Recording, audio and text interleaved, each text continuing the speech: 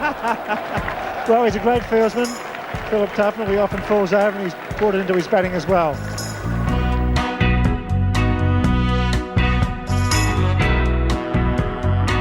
Hello everyone and welcome to the Vaughany and Tuffers Cricket Club podcast brought to you by the Telegraph.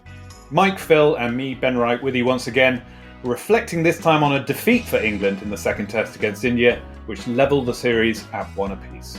Despite the 106-run loss, there were plenty of positives for England and a sense that Brendan McCullum's side are still firmly in this series once it resumes. I'm delighted to say we'll be joined today by the cricket broadcaster Harsha Bhogle, who is known in India as the voice of cricket. He'll be giving us his take on the series so far, the threat of England, and the likelihood of seeing Virat Kohli return for the third test in Rajkot. Morning Mike, morning Phil. Good to see you back in the UK, Mike. So defeat for England in Vizag, but we should probably try and put what they were trying to do in context. They were chasing 399 to win in the fourth innings. No team has scored more than 387 runs in the fourth innings of a test in India. And no non-Indian side has ever scored more than 299. They didn't do it, but it never felt impossible. So what does that say? Well, I think it was. It shows that we've all been brainwashed that we think that this England side can do everything, at any stage and break records and everything. I think it was crucial, actually, even though in a defeat, I mean, we still scored. What did we score? We still scored 300 in the fourth innings. It was still a good total. Just shy. We got 290 odd. I think it was. 292. Yeah, 292. Yeah. I think 200. Yeah. We bowled out for 292, so we came just short of the record scored by an overseas side in a fourth innings of a test. Yeah, absolutely. And I think it was crucial that England didn't just turn up there and sort of just fall apart and get rolled out for 100 that morning. I think it was crucial for the series going on. I think it set up the series beautifully because I think they will still go away and they'll all be playing golf and sitting around the pool and having a nice relaxing time in Abu Dhabi, but they'll still take a lot of heart of what they did in that last innings. So I think that England can take a lot of positives away from that. Again, the way the spinners bowled, we got 20 wickets. We've bowled them out twice. So there's lots of positives going on there. I think it's going to be crucial in the third test who wins the toss. So that's a bit out of everyone's control. But plenty of positives for me from that test match for England. Just didn't get the big score. Someone's got to get a big score. Yeah. What do you think, Mike? Is Bazball... It's obviously changing the England cricket team. Is it changing England cricket fans? Is it changing us? Is it turning us from pessimists into optimists? Yeah, I mean, they're. I've said it many times. They're the best team in the world to watch. They're an amazing cricket team that you wake up and you're expecting a little bit of madness, brilliance. Kind of play that you kind of never seen before from an England Test match team, from probably any Test match team that's ever played the game. They're playing the game differently. And it's now been going on for 18 months. So I was trying to think back. I don't think they've had a boring test. No. Under Ben Stokes and Baz, I'm trying to think back to 2022, 23. Certainly there was no boring test matches. Probably the most boring was at Old Trafford when it rained. And that was a game where Zach Crawley got an amazing 100. Obviously, Johnny Bairstow got a few runs in the second innings. But I kind of look at this team and they're just a great team to watch. And the one thing I'll say is, there's no Mohammad Shami so far. Virat Kohli is a real doubt for the rest of the series. Jadeja looks like he won't play for the rest of the series. This is a great opportunity for England. Yeah. And what I don't want to be talking about in 3 or 4 weeks' time is this England side are great to watch, but they haven't won. Yeah. I think now is the time that they win a big series because they're certainly good enough. They've certainly got enough in terms of skill levels to put this Indian team under pressure because this Indian team is vulnerable because they've got a lot of new players and it's not quite the Indian side of 2 or 3 years ago. But I don't see them doing it if they just bat one way. Yeah. I just think they've got to find a method of just being that little bit, not careful, but just play the percentages that little bit better. In the second test, the ball wasn't spinning. It wasn't spinning that much, so I didn't quite understand why they were taking so much risk against the spin in the second innings. Bumrah maybe it got into their heads. He bowled so well in the first innings with that six for him. Maybe they thought, oh, we've got to get the spinners before Bumrah came on. Only they can answer that question. But if the ball's not spinning, they don't need to take as many risks. They just need to knock it around, bat for that longer period. Joe Root has to play the way that he can play, and we've seen him play many, many times in subcontinent conditions. But in terms of can they win the series, I honestly think they can, and they'll never, ever get a better opportunity because India have got all this change and all this kind of new kind of player coming into the team. But England have to take and grab the chance. They'll never get a better chance. And I just don't want to be on this podcast on March the 10th, whenever it finishes, going, oh, they've lost 3-2 or they've lost 4-1. But it was great fun. And I really enjoyed watching them play because sport is about entertainment, but it's about winning. And so far, if you look back, they haven't won a major series yet. And this is the series that they can win. Yeah, a lot in what you just said. So let's break down some of it. Bumrah, for starters, unbelievable performance, incredible bowling in that first innings. He's now the first Indian pacer to top the ICC men's test bowling rankings. Why is he so good, Mike? I just think that release point is different to any bowler that's ever played the game. I know they've done lots of kind of analysing on TV. The release point is about 1.5 yards in front of most bowlers, so it clearly hits the batter that little bit harder. The skill levels of going in and out, the length, the immaculate length that he keeps on a consistent basis. He can bowl a sharp bouncer. I think he's the best bowler in the world. You know, if you said to me, right, you're picking a test team, who are you going to start with? I'm going Jasprit Bumrah. I think in all conditions, whether it's a green top, a flat one, a dry one, a bouncy pitch, a low pitch, I think he challenges more players than I see any other bowler in the world. So not surprising that he had a massive impact. It wasn't surprising, actually. When Jimmy got 3 for 45 off 25 in the first innings, he bowled remarkable. Brilliant from Jimmy Anderson. But when I saw that, I was actually sat in a pub in Coogee in Sydney.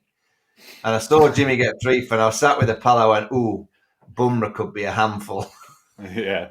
Jimmy's bowling 130, 132 kilometres an hour and getting 3 for 25. I thought, oh, wait a minute, Bumrah with a bit of extra pace, same kind of skill, he could be a problem. And I guess it proved to be the case. But he's a brilliant bowler. If England miss him for the next test and he rests, England have to make that opportunity count. Yeah. If he misses a test match, England have to win that game. So is that the chat? Is India going to rest him at some point? Well, the whisper is he may rest the next one. They'll certainly want him for the last one. So does he rest the third and play 4 and 5, or does he play third and rest fourth and then play the fifth? Yeah. Look, if I was India, it's 1-1 in the series. I'd be playing him in the next game. Yeah, you want to hammer home your advantage, right? Yeah. Also, what England, I think, can take heart from that defeat, really, is that only two individuals won that game for India. And that was Jaiswal with the bat and Bumrah with the ball. You know, if you take that 200, I know it sounds silly to sort of say it, but you take that 200 out of that first innings, India are bowled out having won the toss for about 250. You know, and so that, you know, usually when you play in India, you know, there's 3-fers and 4-fers. Everyone's getting 2-fers, 3-fers, 4-fers. Someone gets the big 5-fer or something like that. And there's usually a couple of hundreds or 70 and something. So England could take a lot of heart that it was just sort of two people who really stood up for India in that game to win them that game. And also just another thing about Bumrah, what he does is his changes of pace. That ball that I think knocked every stump out the ground to Ollie Pope was his fastest delivery. Yeah. I mean, they used to say Andy Roberts had, you know, the daddy bouncer. He'd bowl you a couple of slow bouncers and all of a sudden a real quick one. When he goes for that Yorker, not only his release point, as Mike was saying, it's his real effort ball. It was about 3 or 4 or 5 miles an hour quicker. And he bowls that lovely little cutter as well. And, you know, people driving and fishing for the ball. So he's an all-round performer. And I'm with Mike. I think if they get the feeling that Bumrah doesn't play in that third test match, I think England will be absolutely loving it. I know Joe Root will be. The flip side, Phil, to what you're saying about two people delivering for India in that test, it was true of England in the first test, right? So actually, maybe you just need to rely on a couple of people getting a couple of big score, or sort of delivering a massive bowling effort. Who for England is going to deliver the big scores? Well, Zach Crawley, I think, is looking confident. I think sometimes it's the best place to play Bumrah up front. I mean, Mike would know better than me, but get in there. The ball's new and it's coming onto the back. Get yourself off and running. I think they've had 3 or 4, opening partnerships of 50 plus. So we've always managed to get that start. It's just then, when the sort of pressure comes on and the game starts to settle down a little bit, you've got to get those partnerships to go in. Partnerships of 40 and 50 and things like that are all great, but they don't really hurt you in India. Those big partnerships, someone get that big 100. We've seen it down the order with Tom Hartley. Those partnerships, you can't get partnerships down the order. So let alone up front, don't then... When you're on song and you're playing well and you've wrestled the initiative away from the opposition, then sometimes just think about, right, okay, let's just have a breath here and make sure, we've got a 60 or 70 partnership going here. Let's get to the 100 partnership. Then go again. Let's get 120 partnership. Let's get 130 partnership. They're the things that kill you. In Test match cricket, if as a bowling side and you're under the cosh, if you know that there's going to be a wicket just round the corner, it'll half make you sort of like, it keeps you going. But if you're flattened out, it's difficult in India. It really is. And that's what I think England have just got to change a little. They haven't got to go into their shell, and that's the way I play and we're all attacking and everything. Just sometimes realise those positions when you just take a breath and just really nail that partnership. Yeah. And if you wanted, or if you were betting that someone was going to anchor the partnership, it would probably be Joe Root. We probably need to talk about how he's played. He's usually really effective on pitches like these, but he hasn't delivered yet in the first 2 tests. He obviously went full Bazball in the second innings and died by the sword. We kind of want Joe to be Joe, don't we? Yeah, I mean, he's clearly struggling against Bumrah. And I get that because he's a wonderful bowler. And sometimes you have these confrontations, these bowlers that just have the wool over your eyes, just that kind of period that you're playing against them. And Bumrah's certainly got Joe's foot movement. He's not quite sure to get over to off stump, but he's wary the LBW. So he stays leg side and he gets one to bounce and seam away and he nicks it with half a bat. So he's in a bit of a kind of precarious position about Bumrah. But, against spin, I just think he takes too many risks. I just... don't need to see him taking as many risks against the spinners. He's such a good player as spin. He's so calming, just driving it through the offside, just kind of getting back right on his stumps to cut it or work it on the onside off the back foot. We know he sweeps the ball in front of square against the left arm spin. That period in Sri Lanka and India last time that he was there, he played left arm spinners as well as I've ever seen anybody from an England perspective. And it was from the crease, not dancing down. I just think they've got to work on him in the next week or so to try and get him back to being Joe Root. Forget all the noise around what the team is about and how exciting they play. And, they are a wonderful team to watch. I think this England side have got a great chance of being very, very successful and winning bigs. And this series, by the way, if they can get Joe Root batting for a period of time. And he bats for a period of time, just playing the Joe way. The firecrackers and the madmen around him, they can do whatever they want. But if he's that kind of rock at one end, they will get big scores. He will get hundreds, and England will be very, very successful. I just think, this is a massive opportunity for this team. This India team are there for the taking. They really are. Do not miss the opportunity because, the Ashes last year was an opportunity. They missed out. They didn't win it.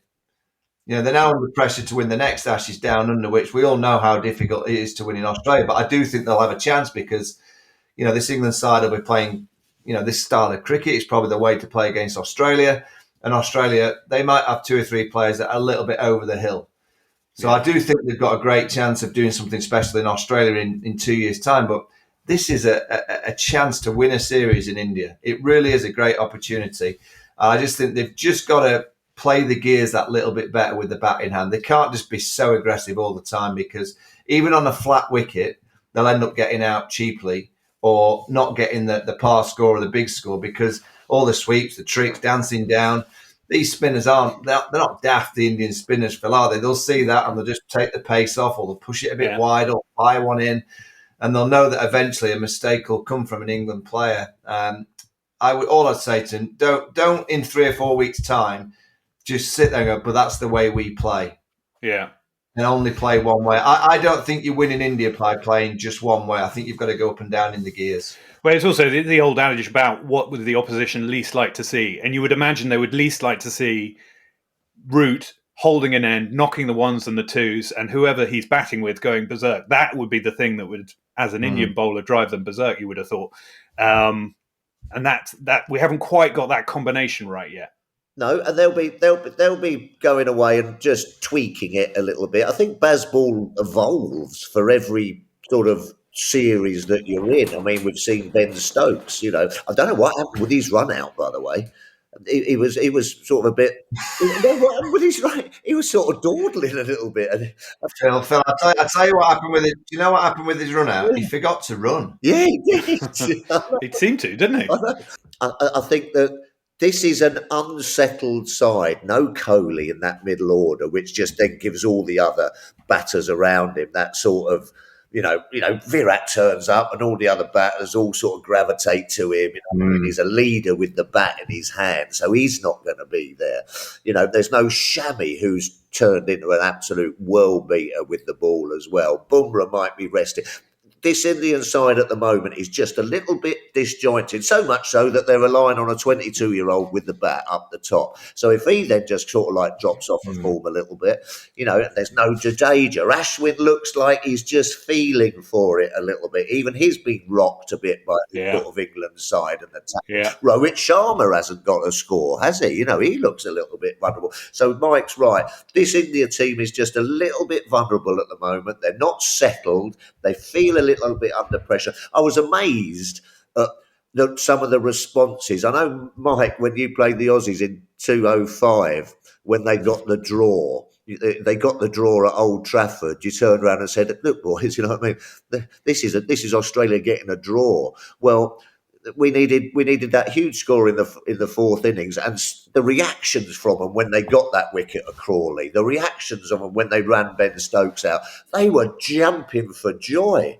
India sides with 400 on the board in the fourth innings just cruise around, just going, "I'll just get out." You know what I mean? But they knew that they were. And I think also, what was it? Shubman Gill at the end of the day said that England have got a 70-30% chance, didn't they? They said they've got a 30% chance of knocking this off. So there is a mindset in there that has just got them off a kilter a little bit. Yeah, there for the taking, maybe. Spinners impressed again, Phil. What did you make of Bashir on debut? Yes, bowled well. Again, tough play. But sometimes, it might just be good to rock up in India as a debutant. Sometimes it could be because you're just fresh. I mean, like Alistair Cook went over and got his 100, didn't he? Got off a plane, went out there, and just knocked off 100. Well, sometimes it might be good. Listen.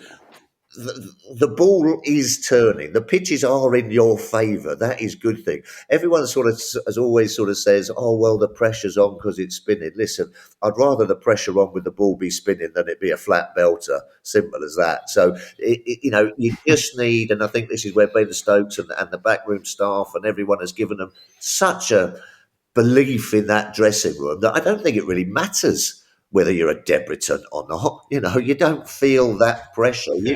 Just go out there and bowl. And I think he did brilliantly. Tall, jams it in, doesn't bowl a lot of bad balls. I thought he did really well. Can we once and for all just say, in this era of the game, all the talk of the preparation and the lack of games leading into it, it's all absolute garbage now. Yeah. So all the old school, they haven't played enough cricket, and they've not been in India playing 3 or 4 matches. It doesn't matter with this era of the game because they play that much cricket, and because the training facilities away from the playing kind of game day facilities are so good that they can just rock up and play. That's just the modern era. Yeah. So I thought I'd just make that point that all these people say, "Oh, they went to Abu Dhabi, bloody hell, what were they doing there?" It's absolute nonsense because this generation, they play 12 months of the year. They're pretty much on the treadmill.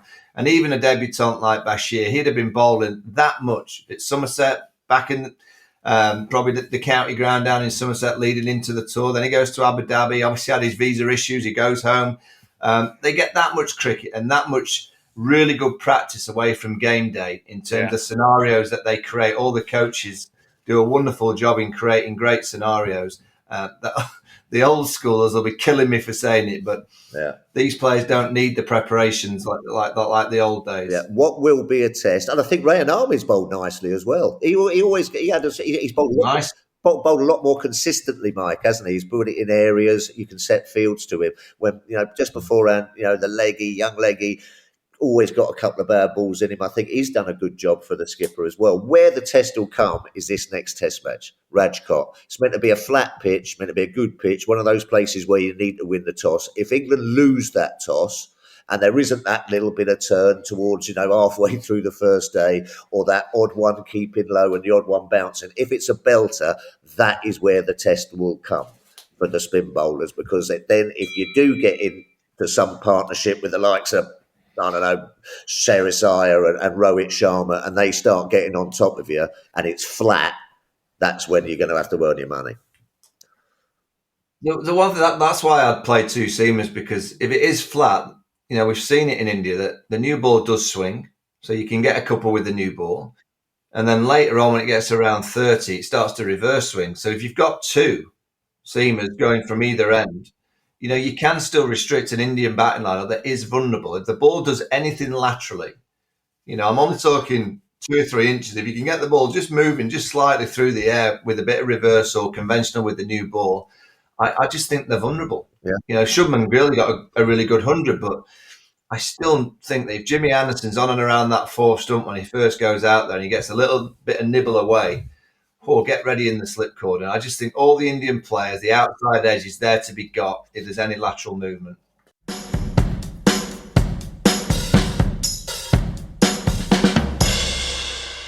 Right, so I'm very chuffed to say that we're joined today by ace commentator Harsha Bhogle. Harsha, thank you so much for taking the time to join us.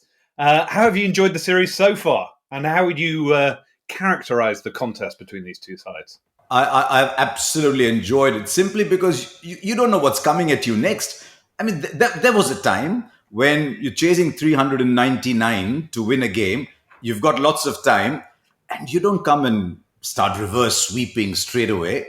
And as a result, everyone's on the edge of their seats. I mean, Ollie Pope hits 196, and he's got, 50, 60 runs, reverse sweeping or conventional sweeping. I don't know what's conventional anymore. So it's just...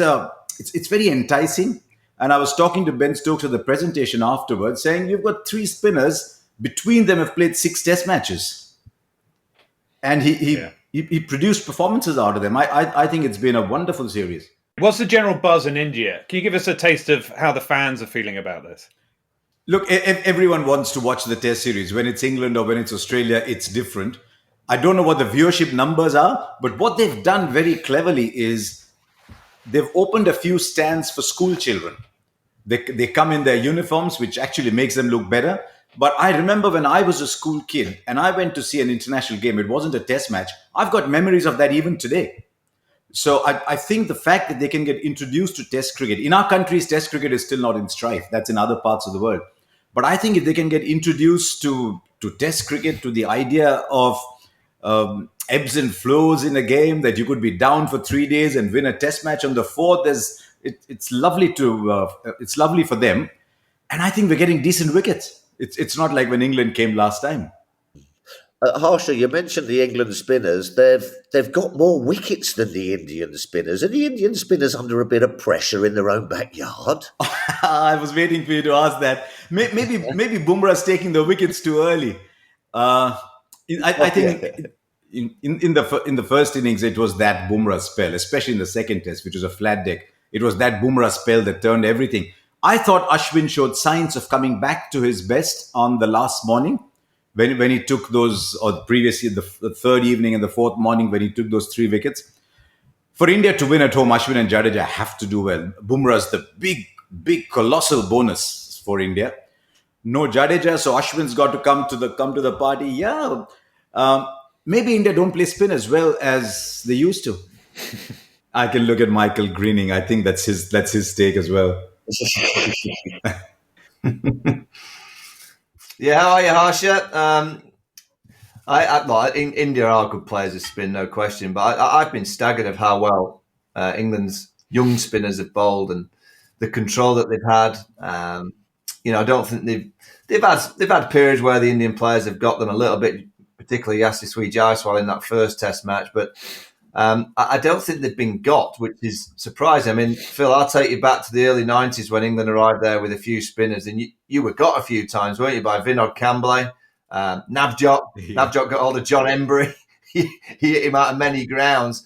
And these Indian players don't seem to be really getting on top of the England spinners, which is a great kind of testimony to the way that they bowl, but also the captaincy of Ben Stokes. The way that he captains spin is, as good as I've seen from an England captain. No, absolutely. And it gives you so much confidence. I was sort of shouting at the telly in that first Test match of what's he doing, giving Tom Hartley the new ball, and did he keep him on for too long, and all this. Burned all his referrals, and I think it was in the first 13 overs. But I think it stood him in good stead for later on, and he sort of got that confidence behind him. And now he just feels that he can do anything. But you're talking about the Indian batters there, Mike, as well. What they did to us and what they have done is partnerships, long partnerships. They didn't give you a sniff. And apart from Jaiswal, who's got those big scores, none of the other top Indian batters have really, they've got 20s and 30s, but then there's always been a chance, or they've done something a bit rash, or a good ball's managed to get them out. The partnerships just seem to go on for days when I was over there. They never gave you a chance. So I think that the Indian spinners have applied pressure. And as you say, Ben Stokes has captained them beautifully. But I think they've bowled really, really well. And I think the Indian batters are that middle order. I think is it an Indian team that is in slightly transition there, Harsha, in that middle order? I mean, I looked at some numbers. I think before the last Test match, Rohit Sharma had played 25 Test matches in India. And the entire top six, so the remaining top five between them, had played 23. So it is because I think the first Test was the first one since 2012, when neither Rahane nor Pujara nor Kohli were playing. So yes, there are younger players. These are players, Tuffers, who play with great freedom in domestic cricket. I mean, we were just discussing the other day, if Shoaib Bashir was playing for Madhya Pradesh and Shreyas Iyer was playing for Mumbai in a Ranji Trophy match, would the contest be the same? I don't think so, because Shreyas Iyer would be looking to hit him into the stands every over. But it's the way that Stokes has created the aura. It's the way that a lot of them are still searching for their places. They're not sure. They're a little worried. They're a little under pressure. And they've got reputations. A reputation, I think, is a terrible thing to have, because you're now thinking, oops, I've got something to protect. The one player who doesn't yet have a reputation is Jaiswal. So I get the feeling that maybe they're a bit under pressure. But what about, Michael, what about that wicket of Shreyas Iyer that Stokes literally conjured out? Brought mid-off in, brought mid-on in, set the field a certain way. And with his new knees, he got to the ball he never have got to before. I want whatever tablets Ben Stokes has got. I want them because my knees are knackered. Yeah, he was right below us. We were in the commentary box. And I said, there's no way he's getting to the ball. And he just kept going. He was running behind it like a teenager. It was a fabulous catch. Sometimes I think the television cameras come so close, they don't tell you how good a catch it was. What I think this England team are doing and have done now for 18 months is they remind me of Tyson Fury. In terms of heavyweight boxing, they talk and they do things that are kind of psyching the opposition out. Yeah, the way that they play is very aggressive. The way that Jimmy Anderson did a press conference. I think it was on the third evening. And he said, Baz McCullum said last night, if we're chasing 600, we'll be going for them. I'm like, you can't get 600. I mean, they didn't get 399, but it's the way that they're coming out to speak. It's very intrinsic of that dressing room, which is all positivity. Everything around the dressing room is positive. There's no negative chat. And then they're coming out and playing in this fashion. The one thing I will say, and I think we've all got to be very, very careful, that this England side, I think, are the best team in the world to watch. Number one, I think they're the most exciting Test team in my time playing and watching cricket, this Test team are the one that I get up and go, I can't wait to watch them. But fundamentally, we've got to be very, very truthful as well. They've won nothing. So last year they won nothing. They drew away to New Zealand. They should have won that second Test match. They didn't enforce the follow-on. I think, what did they lose by a run? They didn't win the Ashes. They're now 1-1 with 3 to play in India, the hardest place to go and win a series. They've got a great chance of doing so. If they win in India, fantastic. But we've got to be very, very careful that just because they're incredibly exciting to watch, and we're all on the edge of our seats, as you mentioned, Harsha, I mean, it's just flamboyant cricket. Yeah. At times, it's mad cricket, chaos, bonkers, but it's brilliant to watch. But fundamentally, from an England perspective, it's 1-1. And the reason why it's 1-1 is because one of the greatest Test innings of all time by Ollie Pope. Yeah.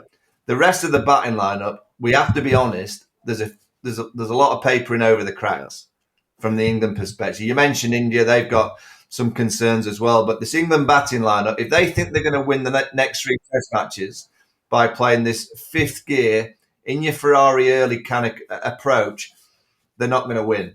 They've got to take a leaf out of what they do in the field. I actually watched Ben in the field, and they go up and down in the gears. They attack at times, and then they go on the defensive at times. Then they put Jimmy Anderson on, go men in front of the ball like you have to do in India. You know, backs to the wall, ball for dots, ball for maidens. They have to try and take that leaf when they bat as well. You can't just play in one gear in India when you bat, which is at the minute. Great, love it, very excited. It makes me laugh at times. But it isn't going to win them the series. I don't think England win the series by just batting in one gear. I think they're going to have to learn the gears and go up and down in them, like they do in the field. And if they can do, and they can learn from the first 2 games in terms of, you know, the ultra aggressive approach. Yeah. You know, yes, it's been fun, but I just don't see them winning playing just that one way. They're walking out like Clint Eastwood, aren't they? They're walking out like sort of going to a gunfight. Clint Eastwood is 90. But I'll tell you what. I don't know if television is bringing these images, but Michael used the word bonkers. He's entitled to use it, but flair, flamboyance. You see that on the ground. I don't think there's 3 or 4 balls that pass without Stokes moving the field. And I don't know, honestly, if he's moving the field because he thinks he can get a batter out, or whether he's moving the field to create this illusion that he's about to do something. And I think illusions work in sport. I shouldn't be saying that when you've got a good captain on the podcast.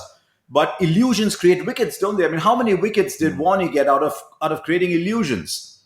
As if he was going to bowl something and he bowled the same ball. Mm. And I sometimes think that he plays to the insecurity in the opposition camp by saying, here I am. And the opposition thinks, oops, what's he going to do next? But also he's playing to the slight weaknesses. Ashwin's 37. There's no Jadeja around. The reserve bowling with Bumrah, the support cast for Bumrah hasn't been great. There's no Shami. Hopefully Rahul comes back. We don't know about Virat Kohli. So he realizes there's insecurity in the opposition, and it requires a bold person to play to that. Harsha, we obviously mentioned Jaiswal. How much excitement is there about this young player? I mean, he's only 22, 3rd youngest Indian to hit a double ton. And that innings obviously was the difference between the 2 sides in this Test. You will have seen his career progress. How good could he be? I mean, we saw him play for Rajasthan Royals, and he was opening with Jos Buttler. And sometimes when you're opening with Jos Buttler, you're actually waiting till Buttler finishes what he has to do. But there were occasions when they're 40 for no loss and Jaiswal's 33, 34. And we said, can he play long innings like that? But slowly, as he started playing for Mumbai, as he started playing the Duleep Trophy, he got a double in the Irani Trophy. He got a double and a single in the same game. We said, maybe he's got the ability to play long innings. And that is what we wanted to see. Can he sustain that over a period of time? So far in the short career he has, you mentioned Vinod Kambli earlier. He did 2, but for a very short while. So we'd like to wait and see how he goes. I think he's the one person who's enjoying seeing spin coming at him with the new ball. Yeah. Well, left-hander as well. Mike, I think that does well. He's sort of the new breed of Test cricketer now, though, isn't he? You know, plays all the formats, and it was just such a free, as you say, Harsha, just such a free sort of spirited. I'm just going to go out there and enjoy playing Test cricket. I'm going to come down and whack people over the top. It was a joy to watch, but I think he's that new kind of cricketer that is coming through, especially at the top of the order. Oh, I think he's the next one. He's the next superstar of the game. I just think he's got everything. I think he's got the swagger. You look at his upbringing, where he's come from.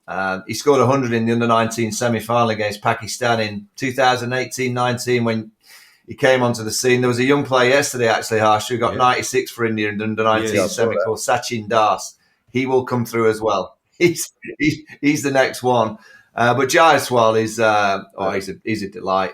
It's a pure joy to watch play. That high back lift, the foot movement, fast on his feet, knows where the boundaries are. When he dances down and hits a six, he very much reminds me of when Saurav Ganguly used to hit sixes off spinners. Just makes it look so easy. England have to find a way of keeping him quiet because, if you look at the two test matches, England had a player that got 196 in the first game, they won. India find a player that gets a double in the second test, they won. And it looks to me like whoever can find players that can get big hundreds. When England have won in India, you go back to 2012, Peterson big hundreds, Alistair Cook big hundreds, Joe Root with a double century in the first test on the last tour. They have to find players who can get 150 pluses individually. And which team find those players will win this series. I think Zach Crawley is that person. He's batting beautifully, Michael. He is.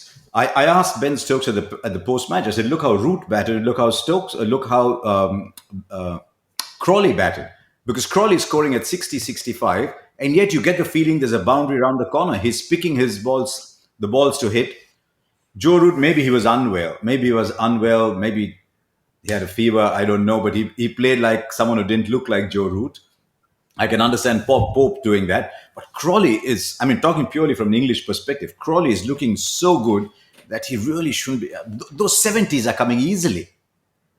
Yeah, you mentioned Crawley, Harsha. Obviously, a little bit of controversy is probably not the right word, but the three of us were just talking about his LBW decision in the second innings. Stokes thought the technology got it wrong. Presumably, there's not a lot of sympathy for that theory in India. Look, when you won the test, it doesn't matter. I think these things come up when you've lost the test. Yes. But when we saw it first time, we said, it's going down leg side. They're wasting a review. It always seems that way when you look at the first time because the spin vision cameras are right behind the ball, and the first replay that you get is from a camera that's either to the left or the right. So if it's to the left, it gives you that angle, it gives you the impression it's going away. But even then, it pitched on the edge. And it probably straightened a little bit. Well, it didn't pitch right on the edge, but it straightened a little bit. That was one of the balls that turned the least. And maybe it was because it was quicker. I don't know. But I will tell you that the Indian camp were very happy with the way that went. Okay. We were a little critical of Rohit Sharma's captaincy last week. Do you think he's getting to grips with Bazball? Because it obviously the style in which England plays, it poses a different set of questions for skippers, doesn't it? I think the most outspoken is the person who on my screen is next to you. I think he was very outspoken about Rohit's captaincy. I think we got the impression from the ground that England were desperately trying to save the test match and then got into a position where they could win it. Well, they don't try to save it, but they were in that situation. And the game drifted a little bit. It just drifted a little bit, and you got the feeling England were controlling the game even though they were behind. Sometimes you look at the scoreboard and you look at the field, and the two have to tell the same story. And the story that the scoreboard was telling was different from the story that our eyes were telling us. And I think that's the point Michael was referring to when he was critical of Rohit. Yeah, I think I listened to an interview that Ben Stokes gave after the second test match, and he was talking about Bazball, and I think he said something that if a stranger walks into the ground, he never knows who's in front of the game or who's winning the game. That's what Bazball is about. And I found that very interesting. And I think that's exactly what happened in the first test match. I think that Rohit was starting to scratch his head going, hold on a minute, you know what I mean? We should be all over these guys. And it's just that the Are we winning? Yeah, exactly. Hold on a minute. We're the ones that are winning here. You know what I mean? It freaks you out a bit, I think. It turns your brain. But I think that's a good way of the Ben Stokes summed it up for me. Because, as you say, especially in India, I mean, I can't believe I woke up on that final day going, on that fourth day going, I tell you something, we might knock these off. I'm going, 400 in the fourth innings in India. What the hell is going on? But I still was up at 4 o'clock with my cup of tea going, well, if we get a good start and then he gets a couple, we might do this. But, it wasn't to be. But Phil, that's what they've done in the space of 18 months by the language that they use and the way that they talk and the way that they're playing. They ultimately believe, whether it is absolutely believe that they could win and chase 309, and the message that they're sending is that they can, which gets us all on the edge of our seats going, well, it could be possible. You just don't know. Ben Stokes has played 3 or 4 of the greatest innings of all time. Could he play one more innings? Ollie Pope's just played innings that was unbelievable. Can he do it again in the second test? So when they're chasing 399, the one thing I'll say is I thought they played the spinners in the second test like they played in the first test. And in the first test, when the ball was ragging, I get it. Be aggressive, because there was always a ball with your name on it. I actually thought the second test, England played too aggressively against the spin. The ball wasn't spinning that much. And they could have just sat and played a little bit more orthodox. And the bowler that I thought, and it's not easy, because I think he's the best bowler in the world, is Jasprit Bumrah. I thought they could have taken more risks against him to try and put him off his length, because he was the real danger in the second test match. And this is the one thing I'll say about England, is that on a flat wicket, when it's just spinning a little, I still think they're going to find a way of getting out because of the way that they play. They play ultra risky. And I think Ashwin, Akhtar, Kuldeep, I think they'll find a way, and they'll find enough good balls, and they don't have to over-attack with the fields because they know England are going to play plenty of shots. Now, if they get on a pitch in the third game that's not spinning as much or like the first test, can England work their methods a little bit differently and just play a little bit more sensibly? And particularly, I think now this era of this management group, this is their ultimate test. Can they get Joe Root in the next week to be Joe Root? Can they get Joe Root to look back at the last 10 years of his play and bat the way that Joe Root batted the last time he was in India, the last time he was in Sri Lanka, he got 100 double century by just playing the Joe Root way? Which, by the way, the Joe Root way for me is he doesn't leave his crease. He got stumped for the first time at Edgbaston last year in his test career because he doesn't leave his crease, because he doesn't need to, because he used the depth of his crease brilliantly, because he picks up length better than anybody that I've ever seen play for England. And he gets right forward to the full length deliveries, and he works it with his hands, and he's got those sweep shots, which we know he plays so well. When he's dancing down, and I saw him dance down a couple of times in the second test, in the second half, going, nah, that's not Joe Root. That's not the way that he's playing. So the Bazball management, if they can suddenly get Joe Root in a room and the next week say, Joe, we want you to just be Joe Root. Yeah. Forget all the nonsense around, forget all the noise, forget everyone talking about Bazball, forget all the other players who are going to try and play Bazball. We need you to be the calming influence, just playing the Joe Root way. Yeah. If they can get him playing the Joe Root way, he can get big hundreds. He can be that kind of rock, that glue, and England can get big scores. If he carries on playing the risky way, I think India will be absolutely delighted. He's got to find a way to score runs of Bumrah, though. Bumrah keeps getting him out all the time. But it's interesting what Stokes said at the post-match presentation. He said, we let people play the way that comes naturally to them, and we give them the freedom to play that way. And so the freedom, if you're giving Joe Root the freedom to play that way, he should be going back to what is best for him. So we'll wait and see, but it won't turn very much in Rajkot, Michael. Rajkot is a beautiful surface. It won't turn very much there. You'll get a good pitch in Rajkot. And as always in India, you can practice your cover drives, you can practice your drifters, practice the toss. Harsha, what sort of teams are we going to see for the next 3 tests? Do we know if Virat Kohli's coming back? Is Bumrah going to be playing in all of the tests? Any news on Jadeja's injury? Look, the thing with Bumrah is I don't think Jadeja will play too much more. They're talking of maybe the 5th test match. But I think the fact that Kuldeep has come in, that affects the batting. Jadeja, I think, affects the batting more than the bowling if Kuldeep is coming in. But they chose to go in with the bowler, and I can understand that. But with Virat, we don't know. With Bumrah, they've got to manage him, because immediately after the series is the IPL, is the T20 World Cup. That is when he'll get a bit of a break. But he's got 5 test matches at home before they go to Australia, and they want him to be absolutely fit when they go to Australia. So they've got to manage him well. I think the question was, do they rest him for the third or rest him for the fourth? Because they'll want him back for the fifth, no doubt at all. In Dharamshala, they'll want Bumrah bowling well. By the way, 2 days before the Ranji Trophy match started, it was snowing in Dharamshala. Really? So even in early March, it'll still be cold. Look at Phil thinking, does it snow in India? It does. Up in the north, in the hills, it snows in India. And I think it was colder in Dharamshala than it was in England a couple of days ago. But whatever. Yeah. The interesting one is Virat Kohli. I mean, the chairman of selectors, Ajit Agarkar, is a friend of ours. He was around and he said, "Yeah, we're trying to find out."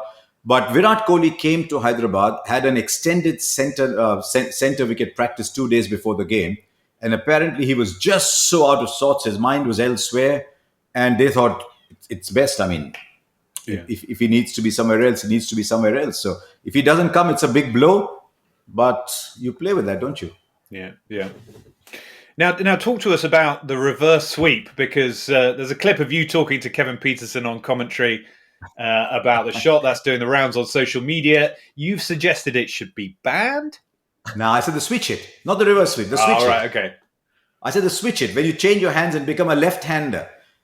Because to me, as a great Indian spinner once told me, he said, my challenge to the batter is the ball I'm delivering and the field I'm setting. Correct. Now the batter has got to challenge me with his stroke making and his skill. So if I've set the field for a right-hander, I cannot, when I deliver the ball, suddenly discover that I'm bowling to a left-hander. So my thinking on that was, if a bowler is allowed to come running in and bowl left-handed, I know it's very difficult, but there will be bowlers who can do that. There's already bowlers who bowl off both hands.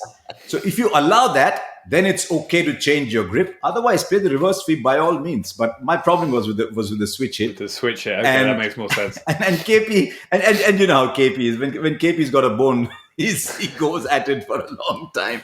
And so he went after it, and I didn't mind that. I didn't mind that at all, because he played the switch hit very well. He was proud of playing the switch hit well because it was difficult. I said to him, look, hang on. Can you imagine a bowler running it? He's in his delivery stride, and he suddenly turned this way and delivered it that way. It's not easy, so that's difficult too. At the moment, they call it a no ball, by the way. I totally agree with you, Harsha. I've been saying it for years about the switch hit, as you say. It's a bit like a bowler coming running in, saying he's going to be left arm round the wicket, and then as he runs in, he bowls over the wicket. You know what I mean? You can't be messing about. You're either a right-hander or a left-hander. I couldn't agree more with you, mate. Right, Michael, you can give the dissenting judgment. I've just said it. You're both talking nonsense. I mean, surely as a bowler, if you're bowling to a right-hander and you're bowling that badly, or he decides that he wants to bat left-handed to you, surely it gives you a better chance of getting him out. Surely you must see it as a positive that you're going to get him out because he's trying to play the opposite to what he's used to playing. Perfect. But why can't the bowler bowl left-handed then? Why can't he come running in and bowl left-handed? Yeah. Well, because bowlers aren't skillful enough. Okay, I'm going to take a back seat, and Tuffers, I'm going to let you respond to that. These batters always look down on bowlers. Yeah, you walk out as a right-handed batsman, you take guard as a right-handed batsman, you ask the umpire for Midland leg, it's not as a left-hander, it's as a right-hander. So then all of a sudden they switch round like that just to the bowl. I think it's outrageous. I do. I think it's outrageous. You can't be doing that. Playing devil's advocate, though, you don't declare yourself a right-hand batsman or right-hand. Well, you do, because you take guard. Batsman, but as a bowler, it's declared that you're bowling right arm over or right arm round. I love what Ben's doing on this podcast. He's just taking a bit of chili powder and putting it on the curry and sitting back. Listen, I think it's great for the game. I'm with you, Harsha. I think it's great for the game. I love seeing all the reverse switch hits and all that and everything. But I think at the end of the day, you go out there and you are what you are. You can't go messing about. Otherwise, you may. Can I just clarify, Phil Tufton, on this podcast that you think the switch hit should be banned? Well, I'm not saying. Well, hold on. Well, next thing we'll know. Hold on. Next thing we'll know is an octopus will go walking out there with 8 bats in his hand, won't he? Like that. And he'll start smashing you all around. Phil, did you ever try and bowl left-handed? I was left-handed.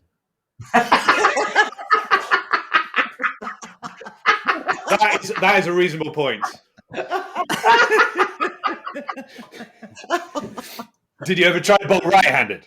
Yes, I did, and I was horrific. Well, Jimmy Anderson and Jofra Archer can bowl good left-arm spin, can't they? I've seen them do it. Why not? Did you see pictures? Yeah. Did you see those pictures of Yeah. Jimmy bowling left arm It spin? was nice. So maybe when Jimmy marks out his run up in 2045, when he's opening the bowling for England in 2045, he might run up and bowl left-handed. That was shocking. Yeah, well, he's a freak. He's a freak. Yeah. Harsha, it's been an absolute delight to talk to you. I feel like we could carry on chatting until the third test starts, but you've probably got other stuff to do. So thank you so much for joining us. Pleasure. Thank you very much. I'm delighted that Michael's back to dropping children duty, which is good because he had far too big a holiday in Australia. So, Mike, as we discussed, you're back in the UK from a long old stint in Australia. You obviously, most recently, were watching the Windies play down there. What did you make of them? Because obviously they're coming to England in the summer.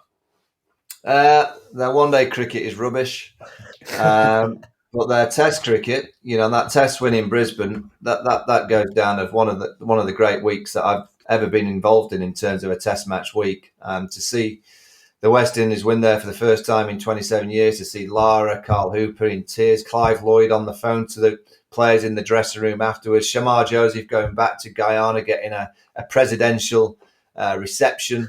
Shamar Joseph is going to be a great story, and in a few months' time, the West Indies will arrive for a 3-match tour of the UK, and that victory will have given them a huge amount of belief that they can do something special here in the UK. If they can get Jayden Searle back as well, so Azari Joseph, Kamar Roach, Shamar Joseph and Jayden Searle, if that 4-man seam attack arrive here, it won't be easy for the England batters to face them because they've got pace, they've got a bit of skill. It's always the case with the West Indies, and they just managed to get just enough runs. It's just, can they get enough runs? Their batting is decent. They've got one or two nice, good young players coming through. Kavan Hodges, a good player that's just started out. Kurt McKenzie looks a decent player. Alec Athanaze looks a young talent, but didn't do so well in Australia, but he looks like he's got a future. I think the bowling is going to be exciting, but I think in terms of their batting, that's going to be their challenge in Test match cricket, is getting enough runs. But the West Indies winning a Test match and the joy and the celebration, they celebrate wickets and wins better than any other team in the history of the game. Yeah, and they'll believe that they can win a Test match here in the UK. I'm not too sure that they'll be able to do it against this Bazball team. Phil, we've talked about it in previous podcasts. There's a place in every cricket fan's heart for the West Indies, isn't there? Absolutely. We want to see them doing well. Yeah, absolutely. I mean, and in Test cricket as well. It's just the atmosphere that they bring, the enjoyment they bring, the style of cricket as well. I mean, Bazball really originated sort of from the Caribbean, didn't it? With the likes of Viv and Greenwich and Desmond Haynes. I mean, I'm showing the age there a little bit, but Viv ball. Yeah, Viv ball. Yeah, I mean, those guys used to go out and smash it all round the corner, smash it all round the park as well. So great to see them. Looking forward to it, actually. Looking forward to the West Indies coming over just to see what they get. As you say, it always excites the palate, doesn't it? The Windies in town. That's a wrap for today. Thank you, Mike. Thank you, Phil. And big thanks to Harsha Bhogle for joining us too. The three of us will be back next week with all the build-up for the third test. There's plenty of great coverage over on the Telegraph website for you in the meantime. And if you missed last week's episode with Bumble Lloyd, I would really urge you to go and give that a listen. And once again, a reminder to sign up to the Telegraph Cricket newsletter. It keeps you up to date with the latest cricket stories, as well as featuring interviews and analysis of the international game. Sign up to receive the newsletter in your inbox every Wednesday at telegraph.co.uk/cricket-nerd. Until next week, goodbye.